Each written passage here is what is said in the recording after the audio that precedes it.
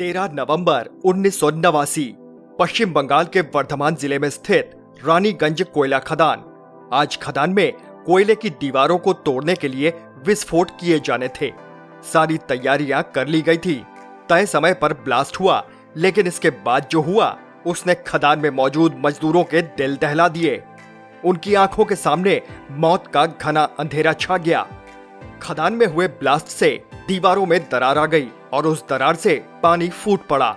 देखते ही देखते खदान में पानी भरने लगा। मजदूरों में दहशत भर गई। जान बचाने के लिए जिसे जिधर जगह मिली उधर दौड़ लगा दी। हम बात कर रहे हैं साल 1989 में हुए रानीगंज कोयला खदान में हुए एक ऐसे रेस्क्यू मिशन की जिसमें 232 मजदूर फंस गए थे। इसी सत्य घटना पर आधारित है अक्षय कुमार की नई फिल्म मिशन रानीगंज। आज के इस वीडियो में हम आपको इस रेस्क्यू मिशन से जुड़ी हर बात बताएंगे, तो बने रहिए हमारे साथ इस वीडियो के आखिर तक। 13 नवंबर की उस मनहूस रात को 232 मजदूर 350 फीट गहरी खदान में कोयला काटने के लिए उतरे थे। लगभग 2:30 बजा था कि तभी किए गए ब्लास्ट से पानी का सैलाब आया और पूरी खदान को अपने आगोश में लेने लगा। हर तरफ से एक ही आवाज आ रही थी, भागो भागो। अफरा तफरी में कई मजदूर लिफ्ट तक पहुंचने में कामयाब रहे। उन्हें फौरन लिफ्ट के जरिए ऊपर खींच लिया गया, लेकिन 71 मजदूरों की किस्मत उतनी अच्छी नहीं रही। अपने आप को पानी के सैलाब में जमीन से 350 फीट नीचे खदान में फंसे देखकर वे सब रोने लगे। उन्हें कुछ भी समझ नहीं आ रहा था। उन्हें तो सामने बस उनकी मौत दिख रही थी। लेकिन कुछ मजदूरों ने ऐसे मौके पर भी अपनी हिम्मत जुटाई और बाकी मजदूरों को समझाया कि अगर मरेंगे तो सब मरेंगे और बचेंगे तो सब बचेंगे। उन्होंने फौरन पानी से बचने के लिए खदान में ऊपर की तरफ चलना शुरू कर दिया। लेकिन समस्या ये थी कि खदान में पानी ऊपर से ही आ रहा था, क्योंकि वो खदान 3 मंजिला थी। पानी दूसरी मंजिल से आ रहा था और खतरनाक तरीके से नीचे आकर भर रहा था। अभी वो कुछ ही दूर बढ़े थे कि 6 मजदूरों ने बगावत कर दी। उनका कहना था कि जिस रास्ते में सब लोग जा रहे हैं वो रास्ता उन्हें सिर्फ मौत तक ही ले जाएगा, और फिर वो 6 मजदूर उल्टी दिशा में बढ़ चले। लेकिन अफसोस, ये रास्ता उन्हें सीधे मौत के मुंह में ले गया। वो नीचे उतरे और पानी में डूब गए। अब खदान में 65 मजदूर जिंदा बचे थे। अपने साथियों की मौत से सहमे सभी ऊपर की तरफ बढ़ते गए। किस्मत से वो उस जगह पहुंच गए जहां टेलीफोन लगा हुआ था, जो चालू हालत में भी था। उन्होंने फौरन अपने कंट्रोल रूम में फोन मिलाया और बताया कि वो और उनके साथी कहां-कहां और किन हालातों में फंसे हुए हैं। असल में मजदूर 6 अलग-अलग जगह फंसे हुए थे। मैनेजमेंट ने तुरंत रेस्क्यू मिशन शुरू कर दिया। उसने उन 6 जगहों पर होल करवाए जहां मजदूर फंसे हुए थे। खदान के ज्यादातर हिस्सों में काला घना अंधेरा था, इसलिए सबसे पहले उन होल्स के जरिए मजदूरों तक लाइट्स पहुंचाई गई। फिर खाने पीने का सामान भी इन्हीं होल्स के जरिए पहुंचाया गया। अब रेस्क्यू में जुटी टीम के सामने सबसे बड़ी चुनौती थी खदान में फंसे 61 मजदूरों को खदान से बाहर निकालना।